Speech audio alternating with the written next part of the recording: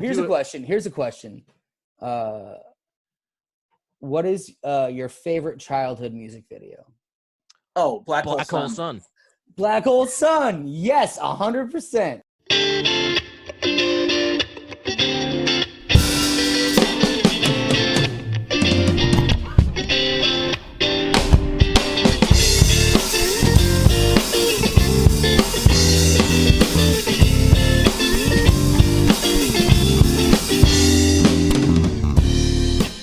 Oh, we got John Feinberg. Holy crap. Holy shit. Holy fucking shit. What the I like that fuck, background, man? badass. That background's redonk. You're putting me to shame over here with my Northern Lights. That's like V.I. Lenin, bro.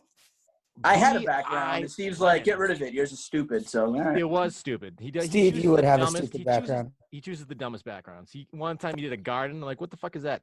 A garden? What is this fucking Little House on the Prairie? I don't know. Hey, Steve. Yeah. Fuck you. What?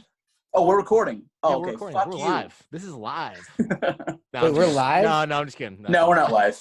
I didn't know you could do that. That'd be cool. I don't know. No, you can do live. You can. So, John, if you want to do another one in the future, we can try doing live. Another live. Yeah, we'll do another one. The same thing, though. Same exact talking points. I'm going to live. Everything we say here today, I'm going to write a script, and then we'll do it again as like a play, and then we'll just reenact this.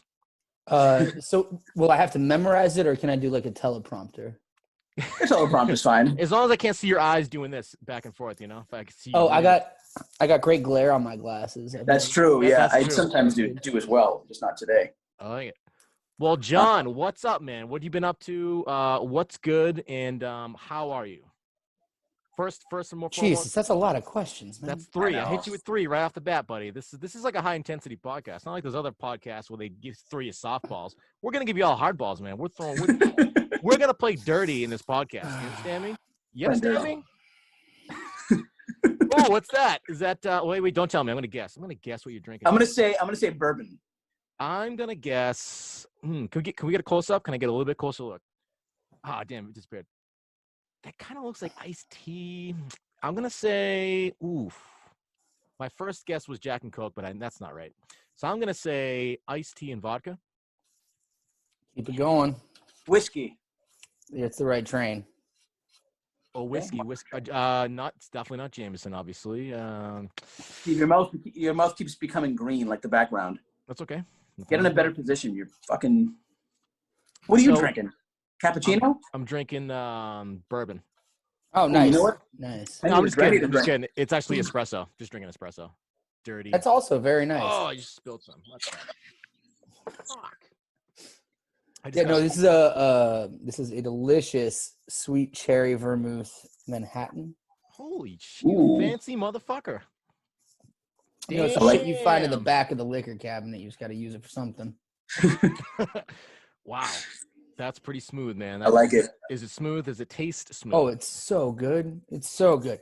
I'm using Rowan's Creek. It's a great bourbon. A little on the sweeter side, so it mixes real nice for a nice cocktail like this one. You know what I just thought would be a cool idea for a future podcast? John, if you want to come back on, we'll do another episode where we just do bourbon. We just taste different whiskeys. We'll do we could even do like a shot for shot hour. What do you think of that? We'll go shot for shot. In 25 minutes, everyone's like just passed out.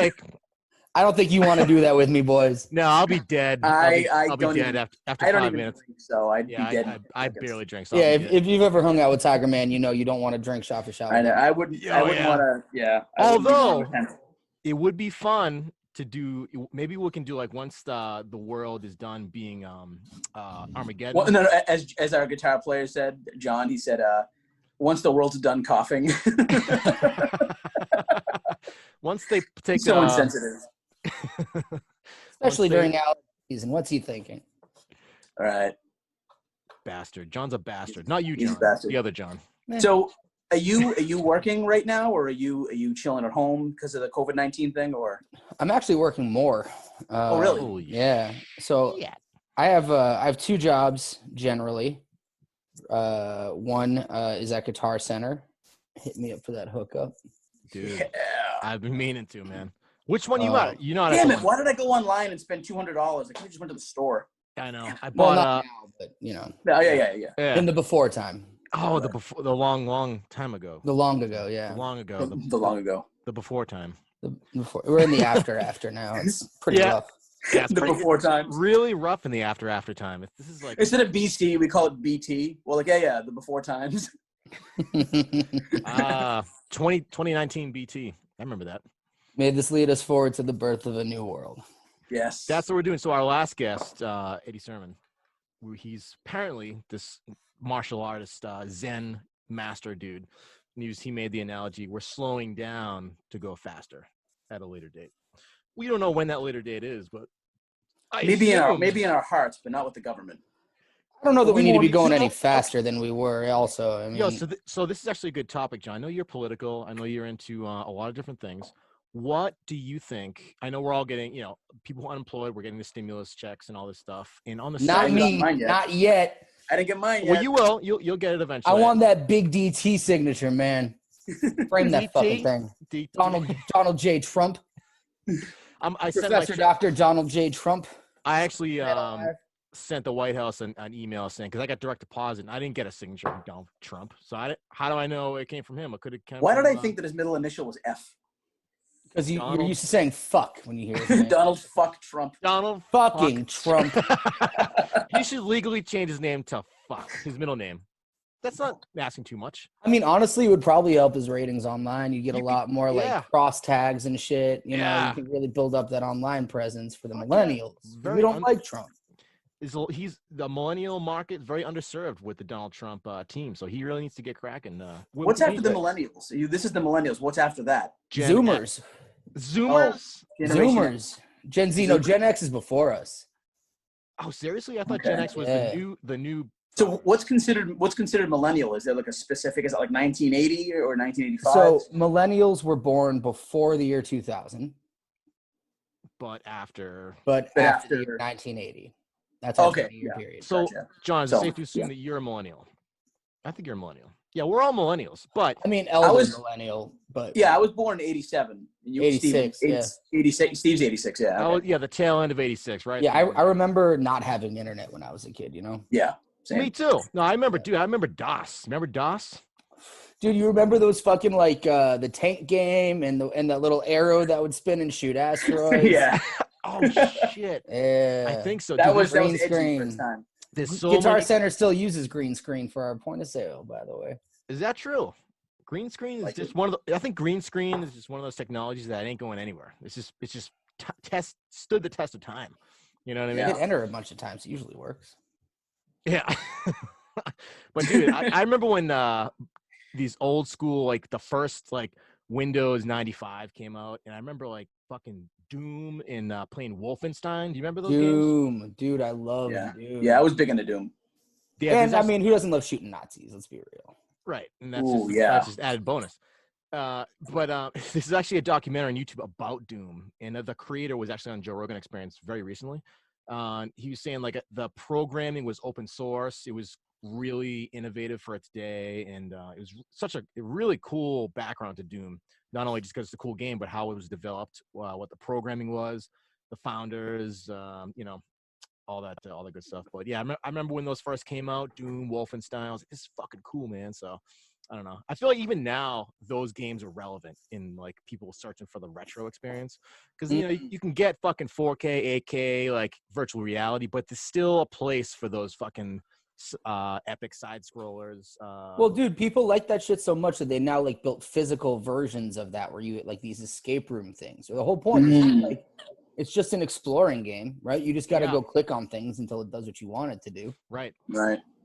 That's true. So it's so cool, man. And I was actually looking on eBay the other day just for shits and giggles because Derek still rocks a PlayStation 2, and I was like, I've been playing PS2 for the last 2.5 weeks straight. That's how Derek deals with the quarantine. Just go back to 2004. You know what I mean? I know it was a better time. It was a better time. It was just W. That was great. Remember W? Do you remember W? Come on. W. You remember laughing at incompetence? I mean, whatever. That's from a privileged place. Bush did knock down the towers. A lot of people got hurt by that. I understand it, but But back then, it's like reminiscing about Bush. It's like back then we were all on the same page. Like Bush sucks. This guy's an asshole. Now in 2020, we can reminisce. Remember George? Remember W? Guy was all right. He wasn't bad. I don't know. I don't think a lot of people he are was saying he was all right. If you go back and watch those like documentaries, like the 2000s, you go back. I love the 80s. I love the 90s. There's one for 2000s. I watched the whole thing, and I was like, holy shit, that's fucked. Yeah, Bush was really fun. Yeah, I mean, just in a nostalgic perspective, thinking back to the George W. days. Wow, George W. He was all right. But if you really just barely scratch the surface, you're like, oh, you're like, yeah, this wasn't all right. That's a rotting corpse. One great thing about that time, though, so one of my first protests when I was in high school was against the Iraq War, right? Oh, wow. I'm from Atlanta. Okay. Also from Atlanta is Ludacris, a.k.a. Chris Leva. Had a great radio show. But in 2003, he released a smash hit, Move Bitch, Get Out the Way. And when you're at a protest screaming, Move Bush, Get Out the Way with like 20,000 people, that feels pretty cool. That's pretty cool. That was a good moment. You were part of that? Protest history. Yeah. Dude, that's sick. It was like a little school walkout kind of thing. Do you guys have any like video of that or any like links for people to check out? Back then, it wasn't about video. I know. Back then, like video. What nowadays? Dog, I didn't have a camera on my phone. Yeah, I know. It was like it's all about just going down the times to hit O. You know what I mean? It's you press the browser by accident, you start having a fucking panic attack. You're like, no, exit. Browser, exit. Nah, man. I had a flip brick. You know, it was indestructible. I missed that. Yeah, dude. I remember those. Back then, it was all about like just getting on the streets and doing your thing. And nowadays, it's like, here's my phone. Watch me film myself feeding a homeless guy. Dude, I watched three people at one table take a picture of a fucking plate of food. It took 3 people to take one picture. Dude. They wanted to get the light angles right. You know, there was one dude like standing up over. It was. Can you move to the right? Because you're blocking the indirect light in my. Those are some good looking ribs. I was just gonna say ribs. I was like, my ribs. Oh man, my mind's on ribs. I was like, man, my ribs just don't have the right lighting. So I was just talking to a friend of mine last night about this, and he was like, he got this big gig, just by using Facebook because he messaged his place. He's a drummer. He'll be on the show actually May 1st. He's coming up, but he was talking about how he just randomly messaged this band seeing if they're looking for a drummer, and they got back to him they just happened to need a drummer, so they called him. He's going to audition in New York, and most likely he'll be touring Europe. And I was telling him, I literally said, that's the right way to use Facebook. That's the right way to use social media, not people taking pictures of fucking carrots and asparagus. You know what I mean? Because there's way too much of that going on. If you just use social media and Facebook correctly, you can actually get a lot done. Professionally. Hey man, but I'm not gonna lie though. Taking pictures of vegetables and sending them out is good. Vegetables are good. I'm not above it. I don't necessarily judge people because I have done it before, but I don't do it a lot. You know, so I'm better than those people now since I don't do it a lot. I'm here. You guys remember that band Colony Vegetable? Yeah, I work with Pat Nelson like every day. Well, when we were Pat's one of my closest friends. I didn't know he was still in Lynn. I thought he moved again. He's in Tewksbury, and we both work together in Wakefield. So I literally see him every day. Wait, are you still going to work, Derek? No, I'm furloughed until the end of June, and so is he. But when we were working, furlough. I never knew that word before I got put on it. Me neither. I didn't know what it was. So John, our big boss was like, "Yeah, you guys are going to be furloughed," and I was like, "Fuck, I don't know what that is." Is that French for I'm fucked? Furloughed? Might as well be. So, yeah, I mean, I don't know. It's crazy what they're doing. Yeah, Colony Vegetable. Yeah, absolutely. Oh, we were just talking about vegetables. That's all. Oh. Remember, I had to ask them. I was like, "Are you guys making a play on a Zappa song?" And they were I asked the same question, and they said yes. Yes. Pretty cool. Big also, Zappa one of my favorite Zappa songs. Yes. The Live from LA version, that one specifically. Early Zappa goes unnoticed sometimes, but there's so many different eras of Frank Zappa that it's hard to be like, what's your favorite era? Because it's crazy. But I think I'm a mid-'70s guy. Overnight Sensation, Apostrophe, like those albums. I went through his whole Billy the Mountain. Oh yeah, hell yeah! I went through his whole whole tree living off his shoulder. So much material, it's just insane. It's freaking crazy. You ever listen to a shit with the Philharmonic, the London Philharmonic? A little bit. Like I remember he released some stuff like in the 80s and the early 90s before he passed. That kind of stuff.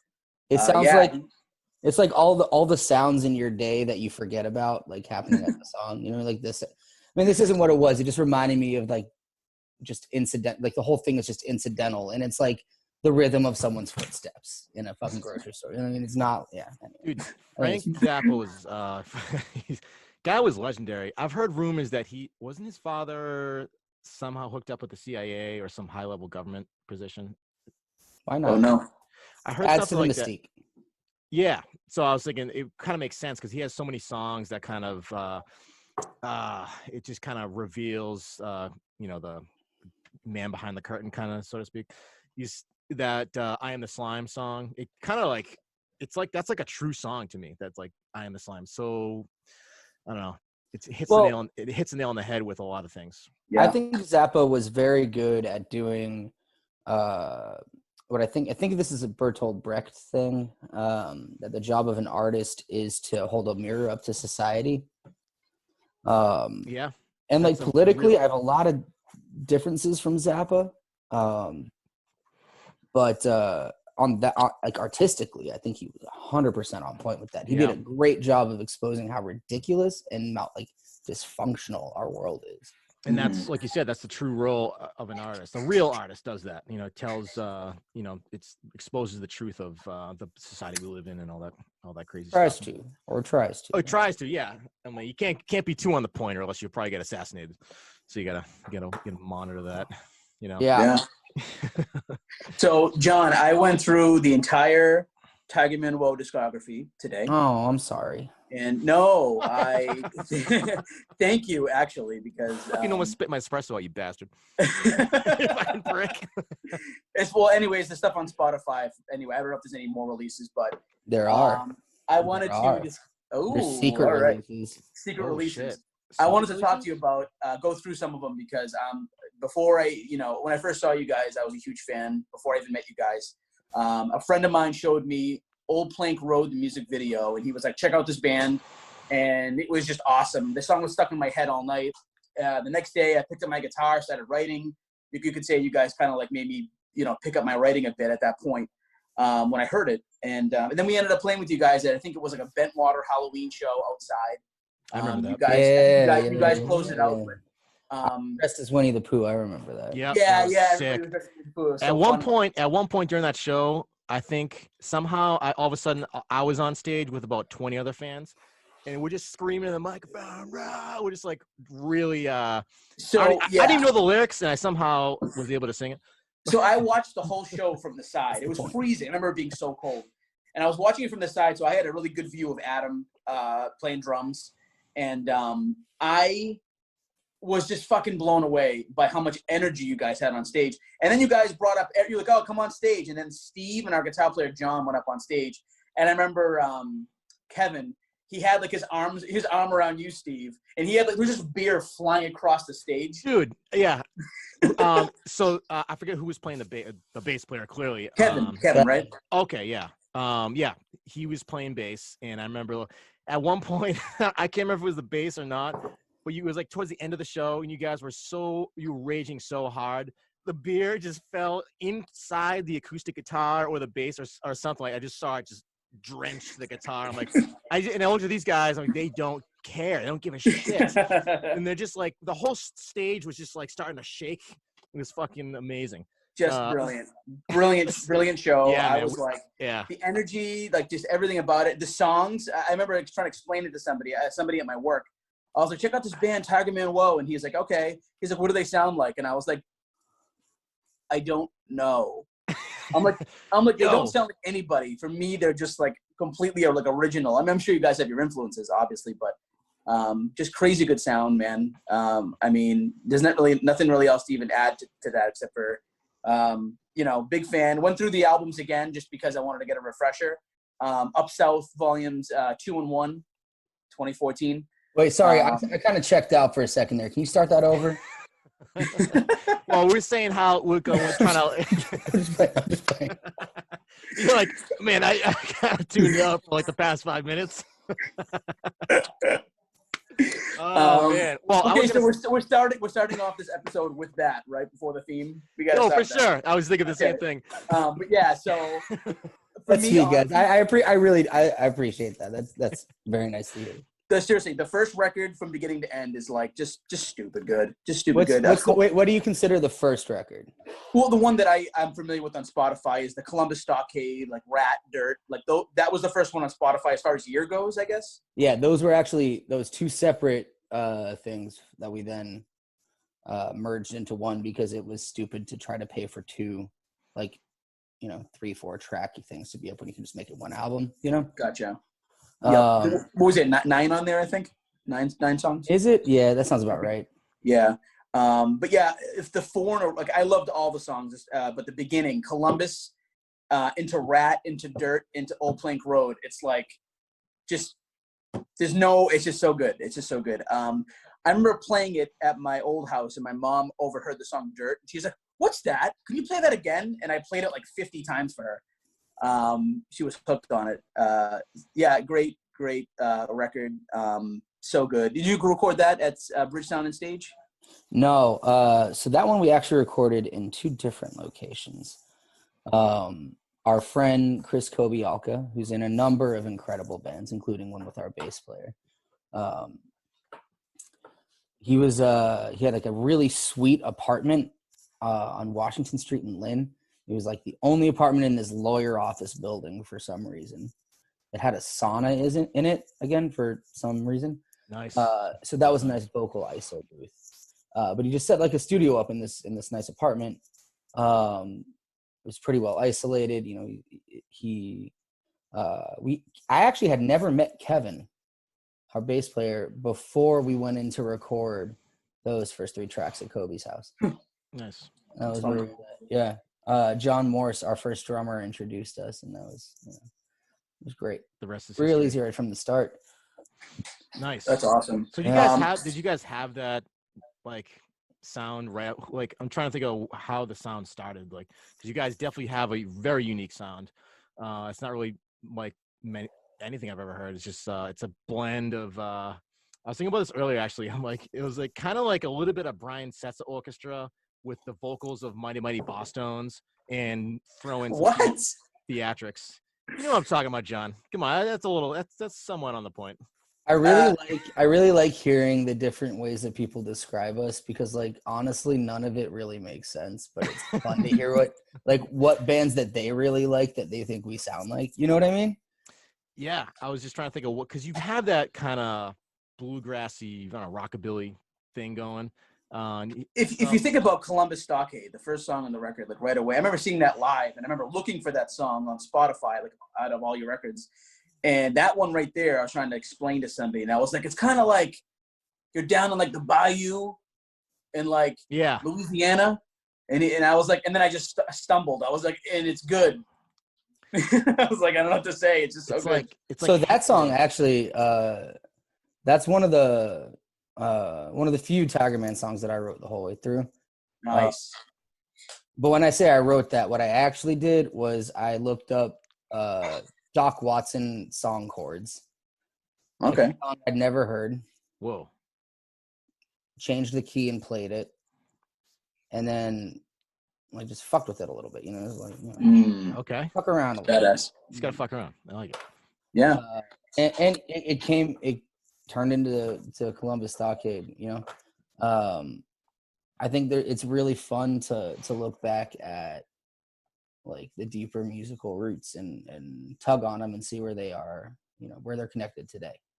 Mm-hmm. Definitely. For sure. Now, are you on the song Rat, are you the second vocal on there? We all sing actually. Which one do you? Okay. Because for me, like it's hard to decipher some of the lyrics sometimes, but for me, and tell me if I'm wrong, it sounds like somebody's playing the rat character in the song. Is that accurate? No. Okay. No. Because that affects. But I hear what you're talking about. I do hear what you're talking about with the vocal difference. Yeah. Because I was thinking about like Zappa, how like I think it was what's the song? Oh, Zombie Wolf. and somebody's like, I am the zombie wolf. Like somebody sings as the disease. Right. And I thought for some reason there was a correlation, and I was like, is someone like the rat in the song? Because the vocal effect makes it sound like that. So it's actually quite the opposite. Like the Kaz's singing in the verses is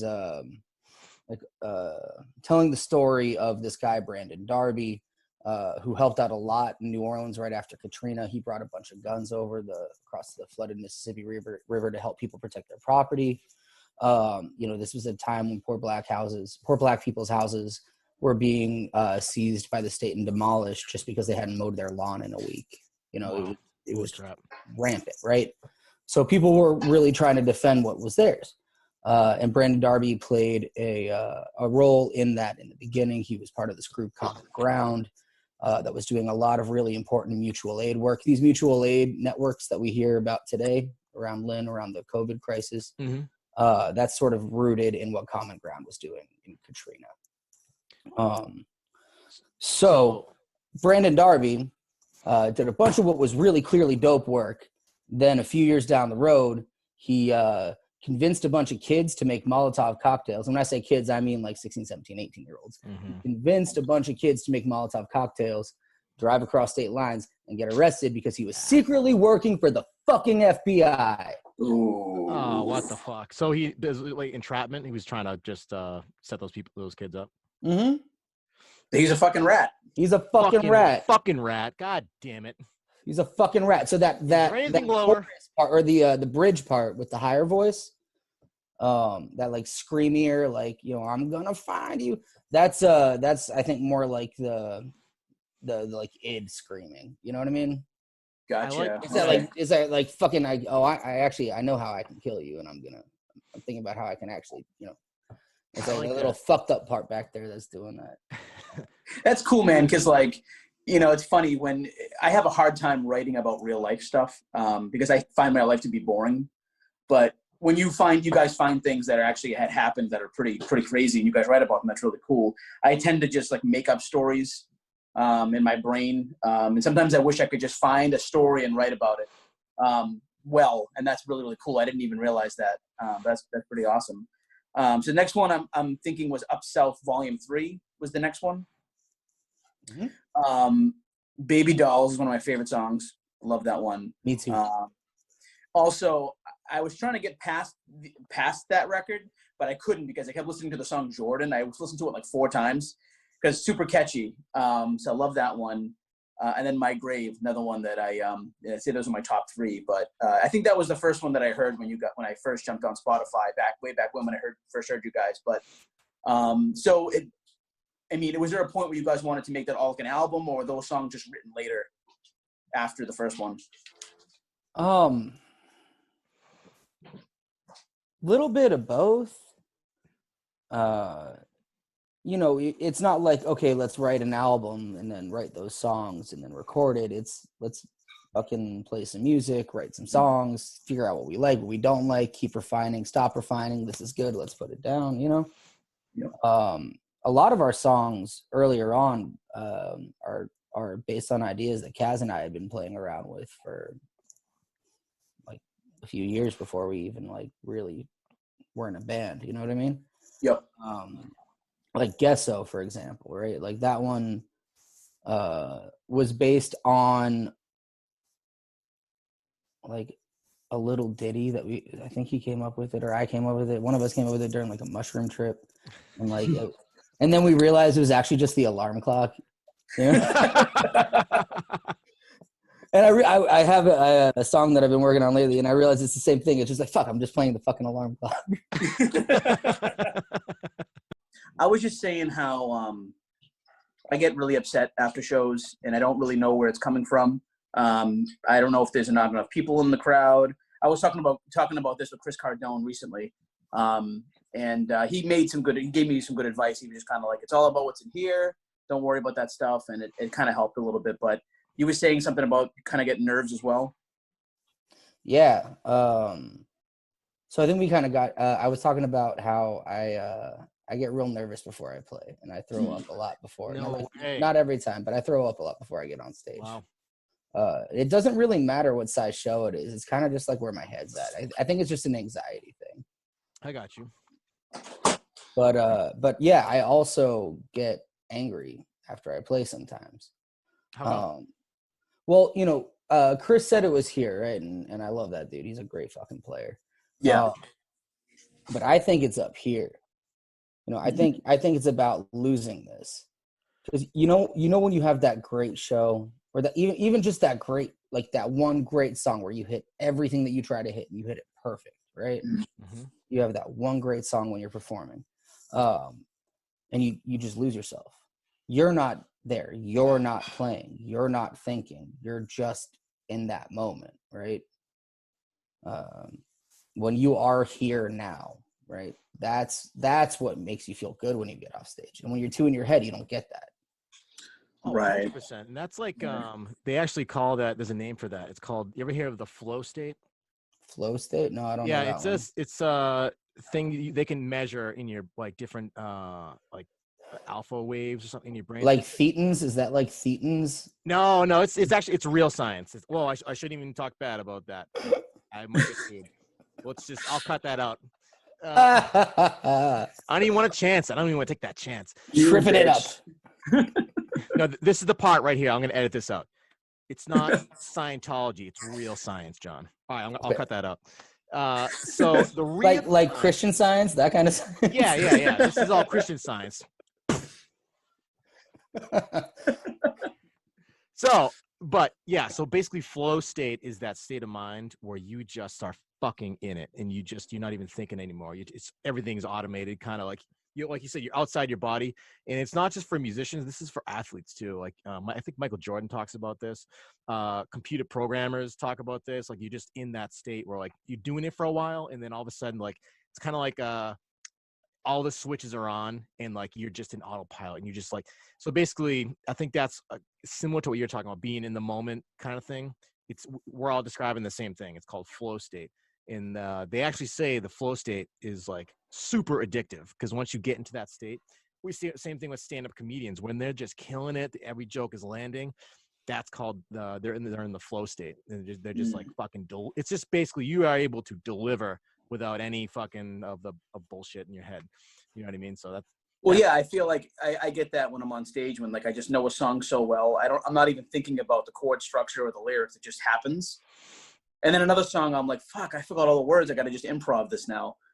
Okay, I don't know. Like you're using a different part of your brain. I feel like I think when you go to the analytical part, you're like, oh, what were the lyrics? Fuck, it was this line, this one. You're in another part of the brain. That's the analytical part. But when you're in the right side brain, the more creative side, it's almost like you can remember more efficiently instead of like, I don't know. It's like a different way of remembering that's way easier for the brain to shoot out into the world. You know, there's different ways to. I don't know. I think there's something like transcendental about it. You know. Yeah. There's this this writer I really like, Martin Buber.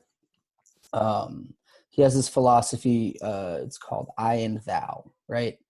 And like fundamentally, I guess, as a fucking lay person, what he's really saying is like, there's two kinds of interaction. One is where like I am talking to you, you are talking to me, we're having this conversation.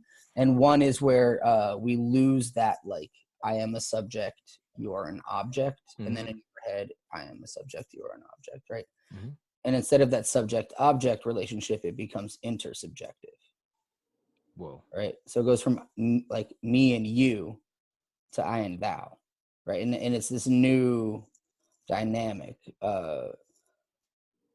And what he says is that's where divinity is, right? That's where you unleash little sparks of divinity that like make whatever you're doing holy. I totally agree with that. That's like, and tapping into that holiness, just to finish this point, tapping into that holiness, right, is about losing yourself.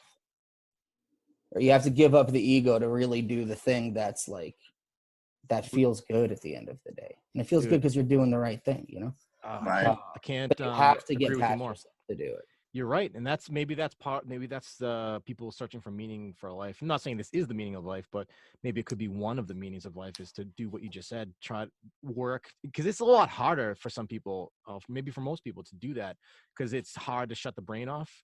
And I first learned fuck about yeah, it is, man. I first learned about this when I studied the isolation tank, the sensory deprivation tank. I don't know if you've heard of it. Joe Rogan talks about it. I've done it a couple times, and you can definitely. I haven't experienced it myself, but I heard of people being in the tank and they can really reach like highly visionary states. But to do that, you have to be in a place where you can shut your mind off, and it's not easy to do if you've never really done it, because there's a lot of they compare it to an onion. There's a lot of layers. You take the first layer off, second layer, but if you're kind of new to it and you start to get down to the core, you freak out. You're like, oh no, wait, and then you're back into level one. This is kind of a fun metaphor, right? Because like if you think about it, like your consciousness is you, right? And the physical self is the tank, right? You are in the tank. I guess, yeah. And when you're doing these tank exercises, it's when you stop remembering that you're in a tank that you actually get somewhere, right? But that's the trick. Like you have to get into that state of mind where you have to get there, right? Because if you keep thinking, wait, I'm in a tank, back to level one. Fuck. Right. I was just having a cool vision. You know what I mean? So it's almost like it's this kind of balancing act in your brain you have to do. It's almost a form of meditation. It takes discipline. Yeah, it takes ritual. It takes discipline. Mm-hmm. Yeah, and the more you practice, the more you can get to it. But I really like what you said before, that thing where it's like, I like to do this metaphor, level one consciousness. It's like, or whatever. In society, it's like I am talking to you, John. There's me, and then there's you. But then you mentioned the other way of looking at it. It's just there's that you use the term introspective or intersubjective. I'm sorry, intersubjective. Yeah. Instead of two subjects, it's two things that become one subject. You know what I mean? Yeah. It's almost like you can really, you can really start to have a dialogue at that point, because this is the whole traditional. So how are you doing? It's almost like when computers first came out, the original Macintosh, like had the very primitive way of doing the computer. Maybe we can make that analogy for consciousness. So you have this like baselines, like, hey, we go about our day and communicate with each other. I am me, you are you, kind of thing. But then if we get to that meditative state we're talking about, whether it be the tank or through meditation, you can get into this cool state where you are, I am you, you are me. Right. It's the space in between, right? Right. Yeah, that's where the cool shit happens, is the space in between when you're not thinking about you. And to bring that back to like being on stage, right? You can play a song perfectly and still not be happy at the end of it, Yeah, you're right, dude. And that could be because you're thinking about any number of fucking things. Right. But you've also, let's say you're playing a show with like a small crowd, right? You've had more fun playing just to yourselves, right? To nobody than you've had playing to a small crowd. So what difference does it make what the crowd is like? Right. Well, because you can have fun with it. And for us, I think there's like a small element of like getting in character too. You know what I mean? Oh, for sure. Yeah. It's not like a ritual thing, but like you put something on, right? It's the same as like I'm an organizer is like my day job. I'm a community organizer. And it's just kind of the same thing. You have to put on a certain like facet of yourself, a certain aspect of your personality in order to do that job. And sometimes that gets tiring. You get tired of doing it, and you feel angry because you're tired. Well, this is that's like another part of it. You're putting on different hats of the ego, and there is the whole mindset. It's like, oh, you have to kind of do away with the ego. But I don't think that's necessarily the right path. I think the better path is to tame the ego. You can let it out when, like you said, when you go on stage. I'm disciplined enough I can get into character. I can be this other thing in my ego, but I also have the discipline. I can do it in a healthy way, and kind of when I get off stage, go back to the problem I have. We drink a lot. That's a whole other story.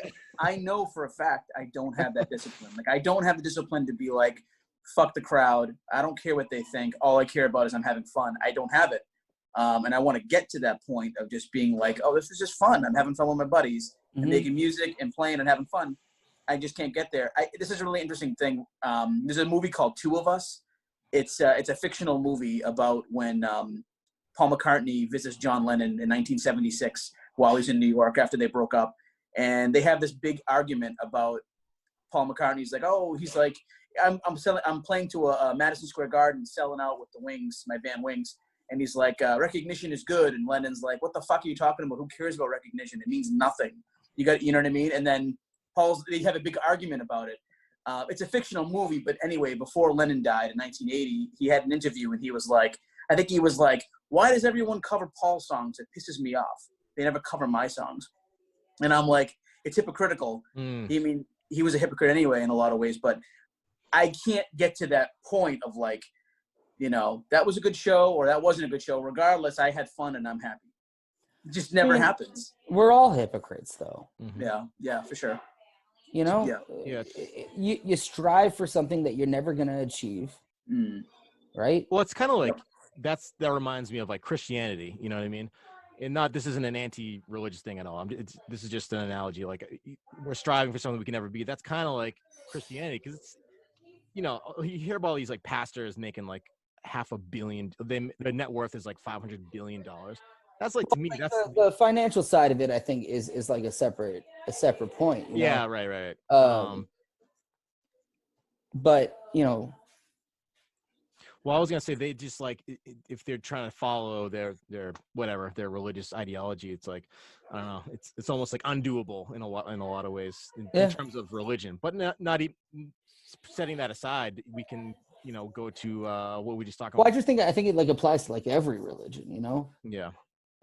Every religion has some element of like trying to transcend. But to me, that's just like it's like why even be in a religion if you know like you're not.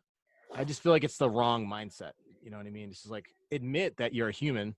You know what I mean? You could I don't know. Well, faith I think is an important part of life. You know. And it doesn't have to take the shape of an organized religion. I mean, like, for me, I think the way I treat my like faith practice is like ritual helps me tap into something that's like a form of meditation on some level. It connects me to I'm Jewish. It connects me to a long history, right? It connects me to a social history as well as like a faith history. Right.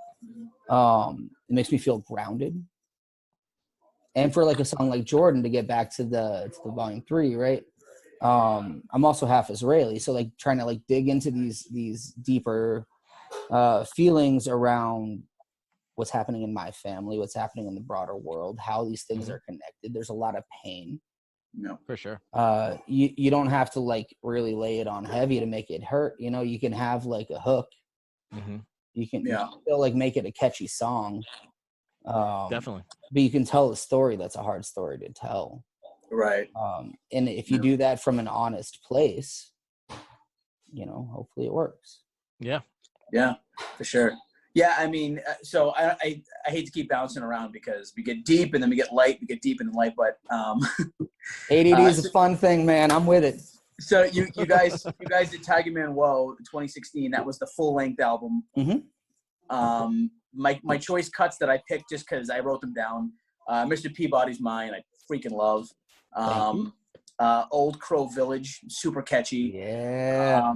I really like Sea Legs a lot. And, the last one that I wrote down, now this song I felt like could have been on the show Peaky Blinders, Workhouse Warehouse. That's got like a workhorse warehouse, right? Yeah, that's what I said. Workhouse. Okay, I wrote it down right. I just said it wrong. Yeah, I feel like it could be on the show Peaky Blinders. It has a really edgy sound to it, really freaking cool. But the album as a whole is really, really great. That was the one I think you recorded with Alex. Yeah. Okay. So before we did that, we did a 7-inch split with Dirty Bangs. We each did a cover. It was a lot of fun. That was the first time we like worked with Alex, and we were all like, "Fucking yes, we're in love with this. Let's do it." The Bridge is a really great place to work. Alex is one of the most supportive and like willing to work with you people that I've ever met, you know? Definitely. I remember we worked with him. That was kind of like our experiences. Like he would call us like, what are you guys looking for? What do you want to sound like? What to explain it to me? Kind of thing. He's the wizard, right? He's the conductor. He's Picard, right? He's Picard calling the shots on the bridge. Yeah. While you're down making sounds on the stage, right? Yeah, right. Right. No, cool to work with. It's super great. Yeah, easy going. And plus the studio itself is just freaking crazy. It's beautiful. So comfortable. We also we recorded, but we haven't released yet. We're still working on it. A live album there because we had such a good time working with Alex there. We thought it'd be fun to like use that space and try to do something a little more, Oh, you going to? I don't know, out there. We did. We recorded. We're working on what we're gonna do with it. Oh, excellent. But yeah, man, it was really fun to work there. Their interns are some of like very dedicated and interesting people. It was cool to meet a bunch of them over the course of doing that. I don't think we met any of the. I think we heard of the interns. Like we're gonna have one of these. There was a few in there chilling for a bit, but Alex did everything. Like he was like the guy when we were there. Alex steers the ship for sure. But also, like Janos and Owen were both like around. It was really cool. Just like it's a great space. There's a lot of great musicians and producers who come in and out of there. If you got the time and money to record an album, you should definitely do it there. I highly recommend it. That was the problem. We did our first EP was there. We did it over 2 days. I didn't correctly communicate with Alex. And so we had to go back and forth and kind of like fix a few things. And I blame myself because I wasn't in the mindset at that point to like really understand what I was getting into, I guess. But now our most recent recordings have been just in our guitar player's attic. It's cheaper. And, so if we had the money, we'd be back with Alex for sure. Well, our last two big recording sessions, we've recorded 2 EPs. One we released, which is Do It All Again. Yep. The other one we're gonna call Red Bait. We dropped it on Facebook as just like a little streaming link. I missed it. Damn it. But it's not gonna be the full thing. You can go find it. Come on now. Anyway. Can't do it. So the last 2 EPs that we did, we recorded in a little house in Duxbury. It's like a little 3-bedroom house. Oh, sweet. We like try to seal everything up as best we can, use all of the like various little bits and pieces that we've accumulated over the years and put a studio together inside this house. Oh, sick. Spend a weekend there, like, kind of like really lean into it. And that's been a really fun and rewarding experience. But I'm going to be straight up about this. It would be fucking awful if we did not have Kevin Landry steering the ship. That dude knows how to set up a studio. He knows how to run a board. He knows how to record. He knows how to mix. He fucking knows all of the things that we need. And we are blessed that we have him in our band. And he can twirl a stand-up bass better than anyone I've ever seen. He can twirl, he can lift, he can spin. He used to jump up on it and then he broke it and then he fixed it, but he doesn't jump up on it anymore. He's like, maybe I don't jump on it this time. Yeah. No, that dude's fucking amazing. He's great. And we are, I mentioned John Morse, our first drummer earlier. He had a baby. So he introduced me, but to our new drummer or our second drummer, our current drummer, Adam Lentini, who grew up with Kevin. They've been friends for a long time. They've been in a bunch of bands together. So we had this really great between this was like between Volume 1 and Volume 2, I think. Yeah, I think it was between Volume 1 and Volume 2 that we switched drummers. There was this great merging of like 2 sets of friends with like 2 sets of musical influences. You know what I mean? Mm-hmm. So to get back to like the description, like how do you describe our band? I don't fucking know. It's like, rock and roll.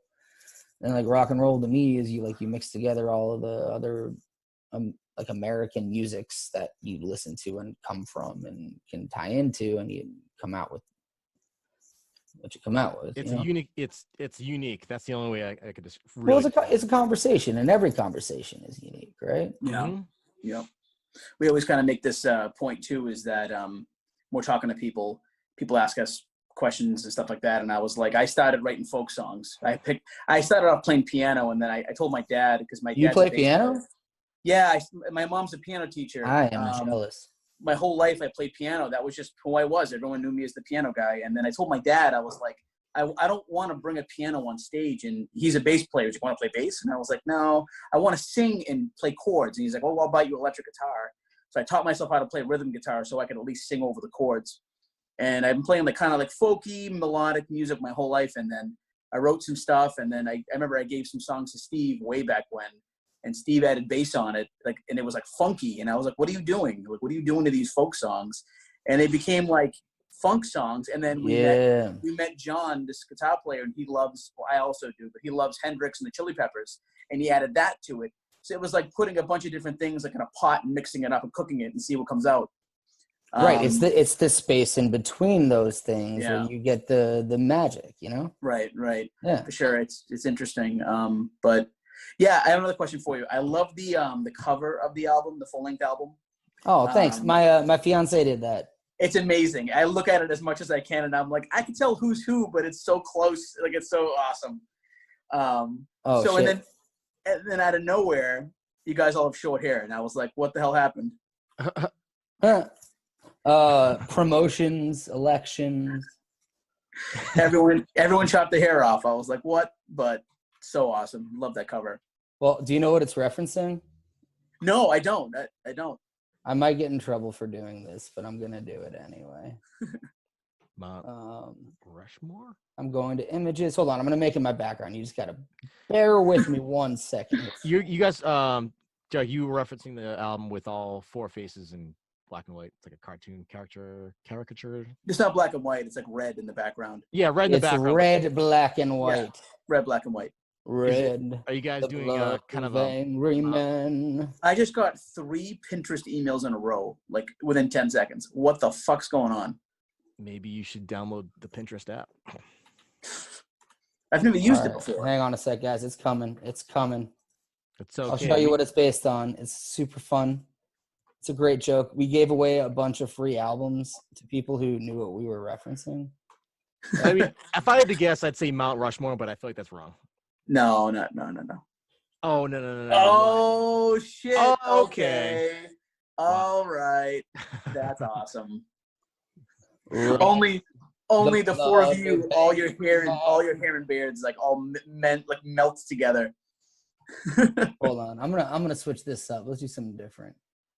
I have a real soft spot for Soviet futurist art. Ooh, dude, that's actually really cool. That's badass. I like that. Live long and prosper, baby. You must then. There's a documentary about the game Tetris. I highly recommend, and its origins in what do they call it? The Soviet Union, the Gulag or something. I forget.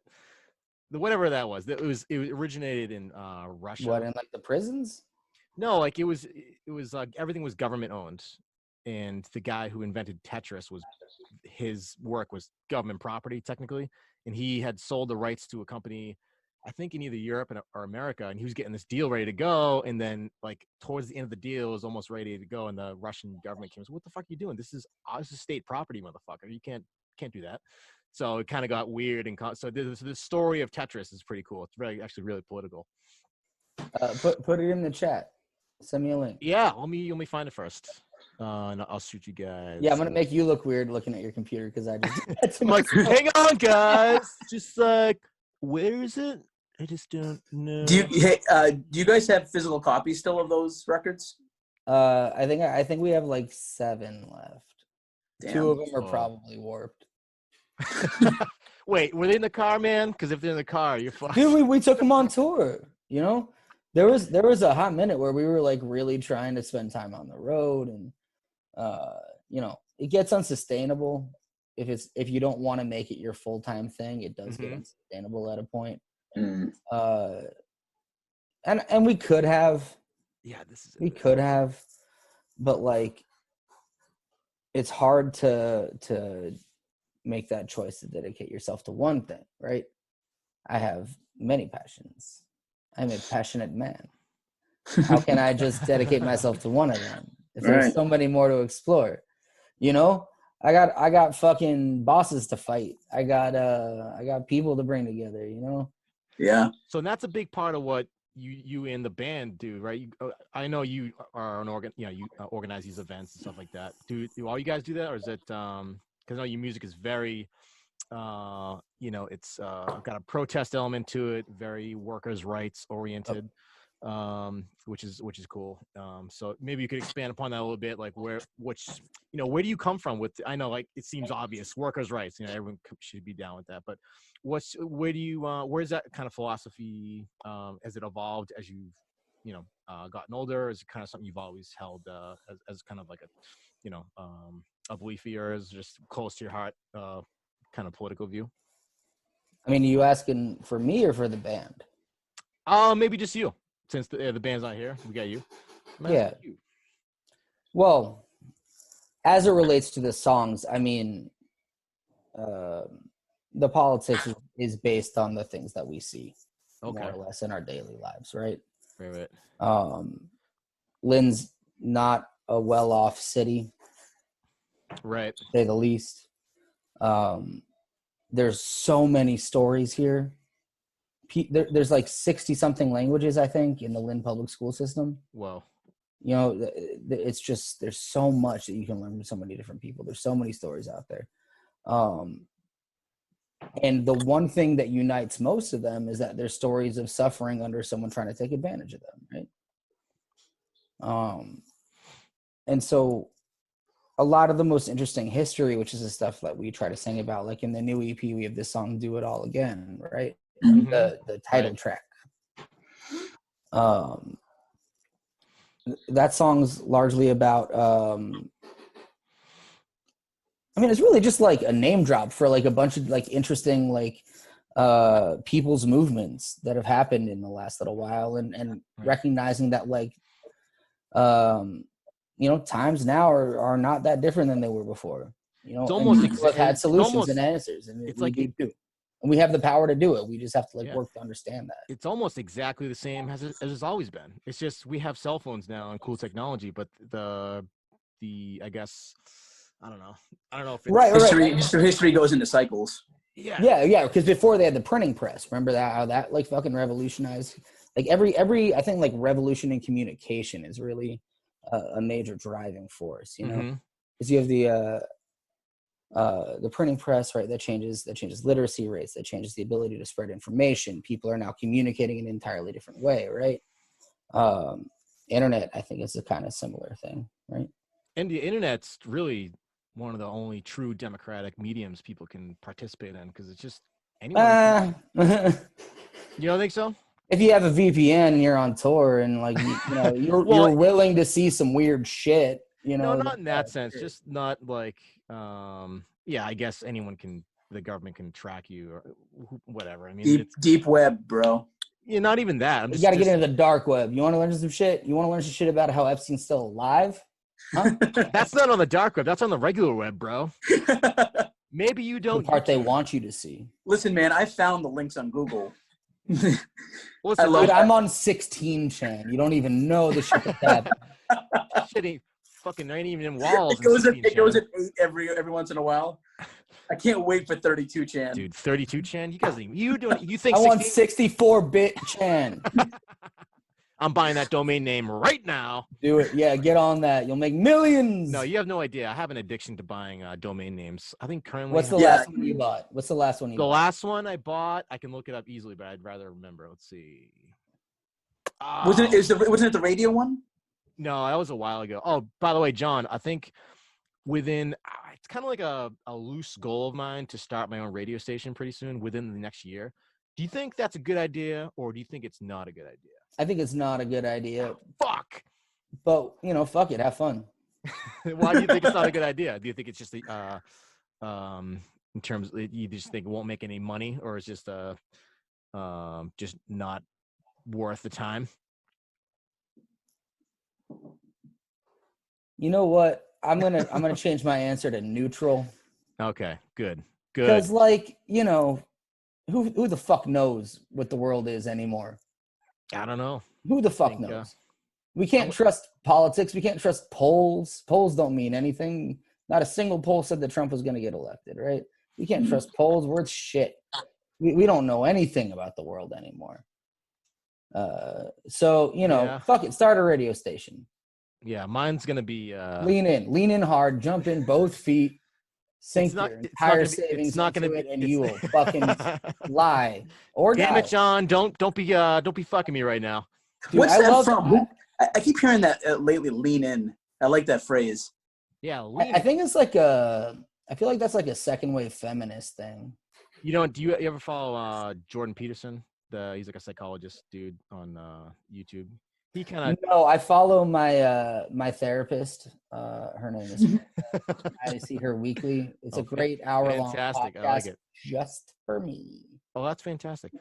Oh, that's cool. It's your own therapist podcast. I like that. Well, these days it's like a fucking call-in show. It's like calling. You know when you would watch like TV late at night when you were a kid, back when there was still like bad cable, and you would have like the psychics on like late night, or like the like, you know.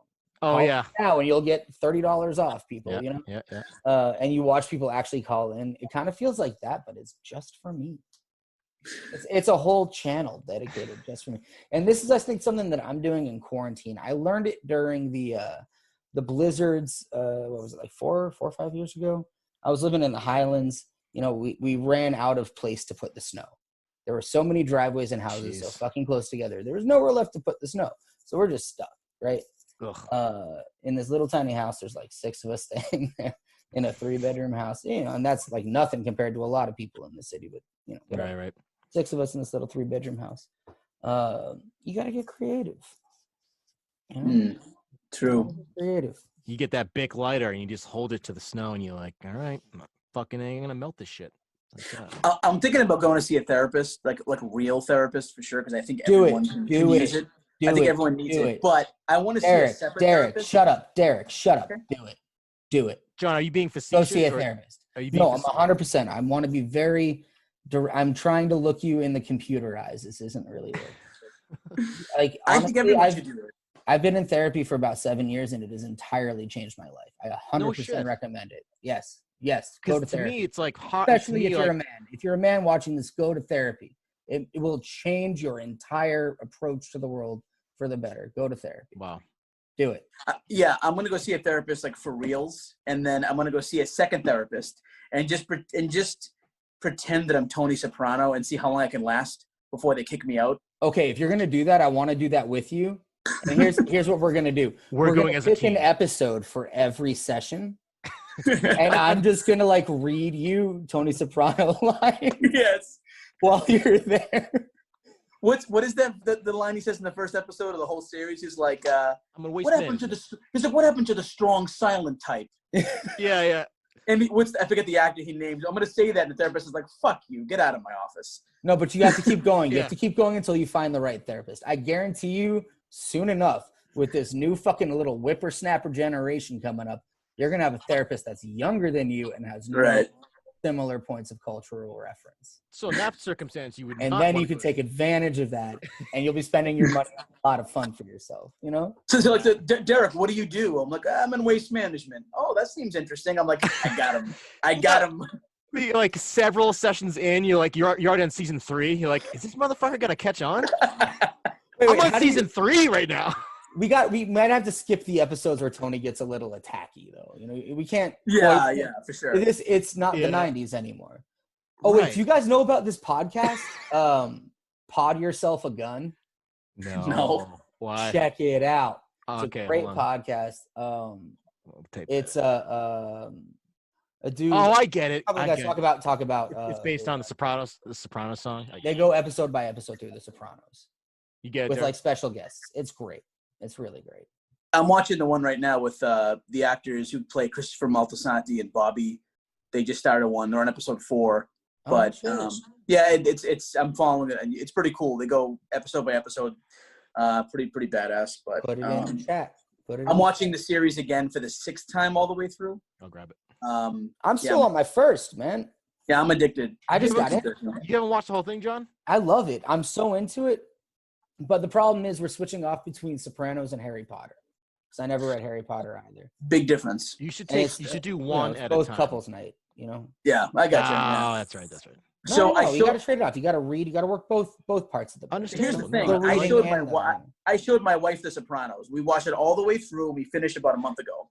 She fucking loved it. I mean, loved it. We finished it. We're sitting on the couch about a week later, bored out of our minds. I go, "Want to watch Sopranos again?" She's like, "Fuck yeah!" So now we're back watching the series again. We just finished. Now we're on season 4, and I'm like, "This is gonna go on forever until I die." I don't have anything like that with my partner, and I'm jealous of you for that. I'm on my whatever run through Star Trek on Netflix right now. Ooh, I'm actually watching the first one for the first time. The old shit. It's good. I haven't. It's kind of like reading Asimov short stories. You know what I mean? Like it feels familiar. A lot of the tropes feel familiar. My sister forced me to watch the entirety of TNG. And I was so thankful afterwards. Right? Have you watched them all yet?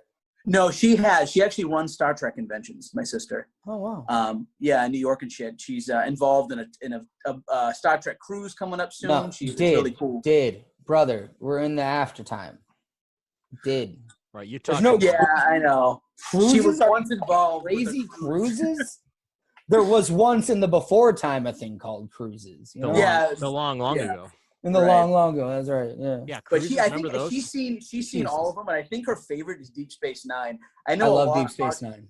A lot of hardcore Star Trek fans love that show. I still haven't seen it yet, but I heard good things. You should watch it. It's great from a storytelling perspective. I think you'd like it. Yeah. You were talking about how you write songs a little bit earlier. You're like making up stories, and once you buy in Deep Space Nine, once you buy into that like character plot a little bit, it flirts a lot with that dynamic. Really? Like what it's like to make up the story versus be in the story. Mm. Yeah, it's fun. It's really good. That's what good sci-fi does. It takes you to interesting questions.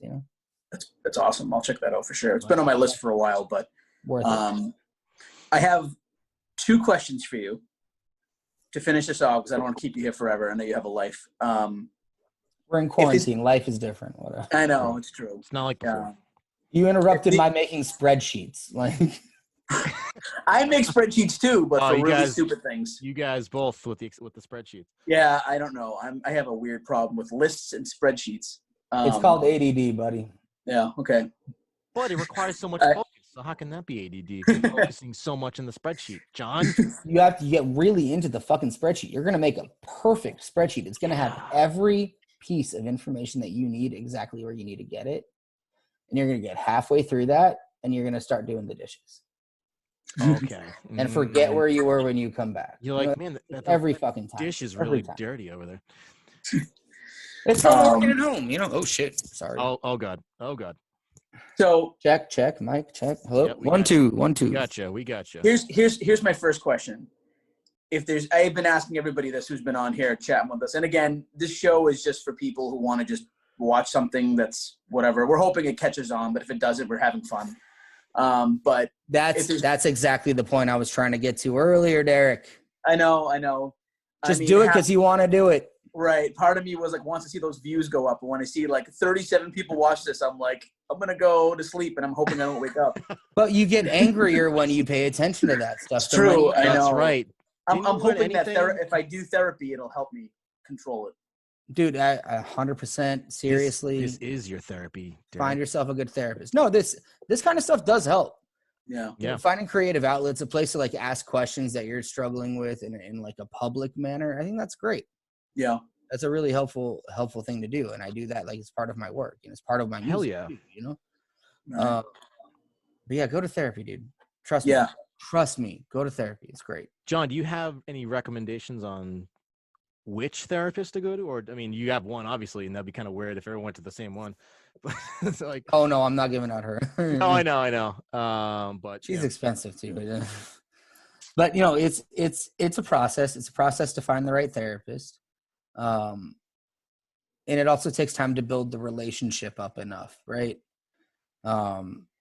It's like finding the right musicians to play with on some level, right? Like, you can test out a bunch of different people if you just need to fill a role, right? Because that's all really a therapist is. It's a role in your life that you're missing. Someone who's just like inherently on your side and will listen to whatever the fuck you want to bitch about. Right? And will help you figure that out based on where you're at. Gotcha. So you're missing that role, right? You're missing your drummer. You can audition 20, 30 drummers and it won't feel right, but you'll find that one that does. And let's be realistic. There's not 20 or 30 drummers. We all know that. It's much more like 6. You can audition all 6 of the drummers that we know. There's really 6 fucking drummers in Boston. But they're in every band and they're all great. Yeah. You can audition like a few drummers and it might not be the right one, but you find the right one and you know. Yeah. And that's the one you stick with. And it takes time to build up that relationship. You got to jam a lot. You got to experiment a little bit. You got to push yourself the way that you do when you play music, But when you get to that point where you're not like stuck in your ego and you're not stuck in your like I, right? Where the real shit comes out and where you hit some truth and you make some connections in your brain that weren't there before, right? You could spend the money on psychedelics or you could spend more money on therapy, but therapy is going to last longer than the trip. And that's important. Therapy will last you a lifetime. The lessons from a trip are going to last you like 2 months before you start smoking again. You know what I mean? Yeah, for sure. Yeah, I'm definitely gonna do it. I think therapy's the next thing. And like, why not try to understand yourself better? Yeah. Collect my brain, file in cabinets and stuff like that. Yeah, man, you're an interesting dude. My brain to be organized. You're an interesting dude. You should understand yourself better. For sure. We all should. Let me ask you this. If you could open for any artist or / band, past or present, in the history of music, who do you think it would be? And if you change your mind tomorrow, that's fine. Like, I'm just saying, in the moment, an artist that comes to mind that you're like, oh, fuck, I'd like to do that. That would be like a special thing that happened to me. Me or Tiger Man?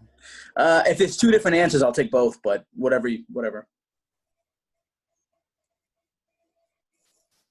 That's a really hard question. I know.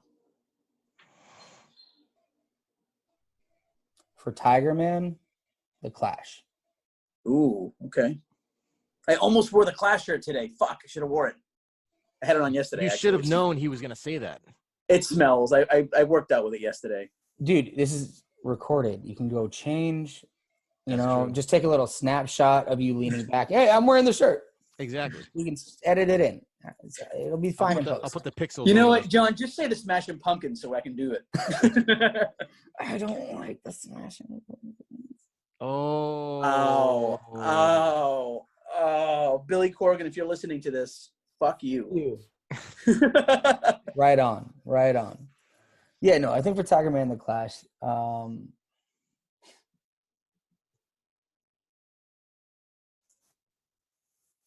And what was the other one? But also,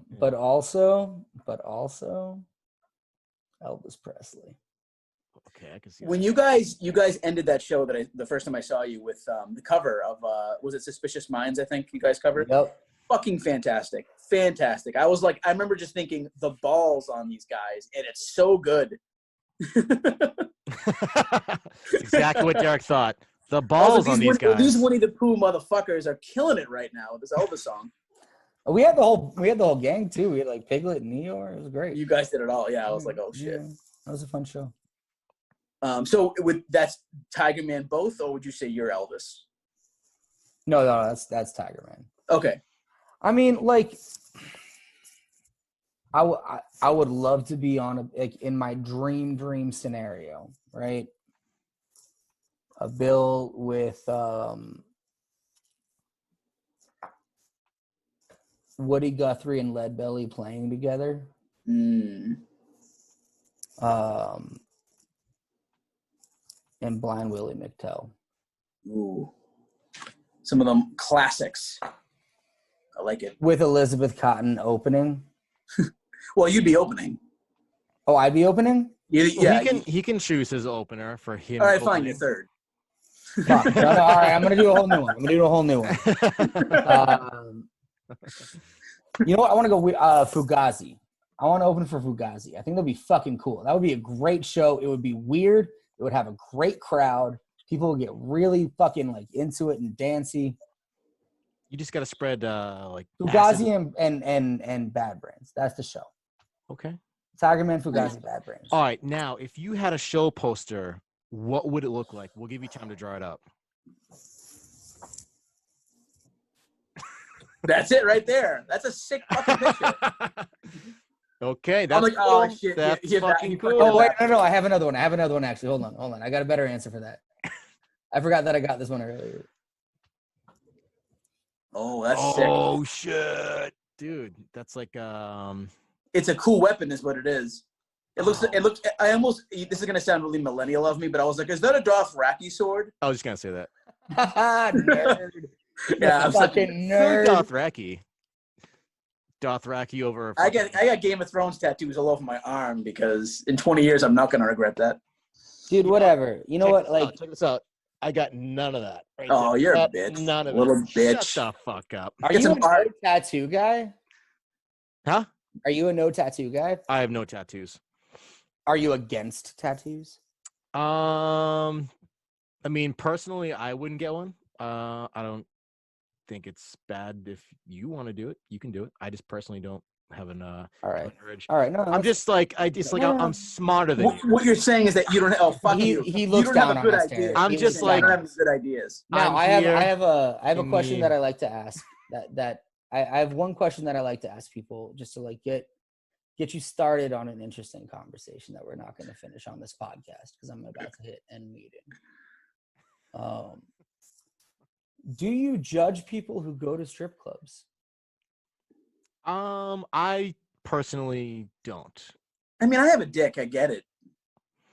No, but do you honestly judge people when you see them coming out of a strip club and back into their like, I mean, the only way you're gonna be seeing people coming out of a strip club is if you're on the way in. So how could I be judging if I'm on my way into the strip Well, club? if you're driving by the Squire and Revere and you see people coming out of there, you're like, what the fuck? That's never happened to me. I've never what seen are you up and down? If it's Whatever. If it's Tuesday afternoon, You get Tuesday my afternoon point. and I'm driving by the Golden Banana and I see people walking out, I'm like, I was there once, but it was for a Yes. bachelor party. But yeah, I don't you know, said I mean- you judge. You judge when it's 2 PM. You see someone walking to a strip club. I guess in the back of my brain, I'm like, come on, do something else. But I get I it. mean, at at the same 2 time. PM, I kind of agree. But like, I mean, I'd be like, I hope that person would make better life choices. I'm like, what are you doing? This isn't even their A-list. It's Tuesday afternoon. Jesus Christ. Do you, John? Would you be of that group of like people? I don't want to, but like I think I do. You know, Hmm. I like I wanna like I just don't like being in strip clubs. I don't like the whole thing. Well, let me ask them. Have you ever been to a strip club? Yeah, a few. So Yeah. How do you know that person isn't just coming out of their first experience being like you? Like, I'm not doing that again. I mean, Honestly, if I was watching me come out of that club, that's fine. You deserve to think that. I felt weird. I think you should think I'm weird. I felt weird. No, I'm not saying you're weird. I'm saying if you saw a stranger come Oh, out. I of the am club- weird. Okay. Can I- Like- For the record. can I tell you a secret, John? Even though 15 people know the secret, Tell me a recorded secret. he has a life-size picture of you on his ceiling on his bed. I like Yeah. how sometimes when you make O's, the northern lights are shining through your mouth. Like, yeah, it reminds Stage. it It's reminds like, me of wow. the music video 2 Weeks by Grizzly Bear It's funny. when their mouths are shining. I Oh, can't here's do a it. question. What is your favorite childhood music video? Oh, Black Hole Black Hole Sun. Sun. Black Hole Sun. Yes, 100%. Easily. That All the scared way the fuck around. out of me. And that was the first time I saw that. Like I saw something scary and that I wanted to be scared after that. Like I wanted to find more like that. Other like horror movies would scare the fuck out of Dude, me. I but went don't wanna from see that to Bjork. It worked. It fucking worked. Yo. Okay. So it's either Black Hole Sun or that Meatloaf music video. Remember that? Dashboard. No, the Dashboard. I don't know what the fuck name. That's it a is. great song. That's a Dude, great song. I the don't music remember video. name He's on the of song. motorcycle. Come on, that's my. Ooh, also Whitney Gia's father, my wife's father, always wants us to do a duet with her. And she's like, Dad, do you even know what the lyrics are? Oh, dude, System of a Down, Sugar, that video. Oh, I get it. I don't think I've seen it. I got to check it out. That video was nuts. I was working at a summer camp. It was in the like counselor shack. They had a TV with like, special cable, they had all the channels. Damn. And there was like a music video channel. That one was on all the time. It was a great video. I just want to tell you my secret real quick. When they took me to the Golden Banana for my bachelor party, and I got a couple of lap dances, and the woman who gave me a lap dance smelled just like, and this is what she smelled like, the earthworm that I cut up in science class like 12 years before that. Jesus. I remember specifically what that thing smelled like, and she smelled like the earthworm. That's all I'm going to say about that. What could that So be? you weren't a science nerd, huh? I mean, you weren't hot for teacher for that class. Yeah, Derek. We cut up a frog. We cut up a frog too, but she smelled like the earthworm. That's so fucking weird. I think we're all missing the point here is that Derek gets turned on by earthworms. I was flaccid the whole time. No, you weren't.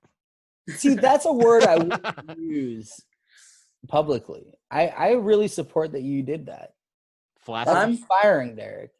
Flaccid is it feels like a weird word to say in a public setting. Well, our next album is going to be called Flaccid Walnut. No. Oh, yeah. It was going to be Flaccid Walnuts at the Scoundrel House. Yeah. What's the scout? I don't want to know. I don't know either. I just like words. Oh, I thought it was a real thing. No, see, that's my problem. I don't write about real things. I just make shit up. You don't have to write about real things. Fuck real things. Real things suck. Life sucks. If you're gonna build a world, build a world. Fucking lean in. Yeah, we just have the Sims downloaded. Lean in. I'm gonna fucking lean in. Lean in. That. Is that the new phrase for the quarantine? Lean in. No. I think it is. No, the new phrase for quarantine is make quarantine fun again. I haven't heard that yet. Cheers. Hey, I love how it's always again. That's always going to be a thing. Make this again. It's like maybe I we love should. country music. That's what it's all about. Country music. Yeah. I don't mind nostalgia. some country. You guys have a lot of country flavors in there that are. Do have some country flavors that are solid. They're solid. Some vanillas, some strawberry. Love country music. Love real country music. Yeah, that's a big distinction there. Real country music. All right, I'm gonna fuck you up one more time with a question that you're gonna hate.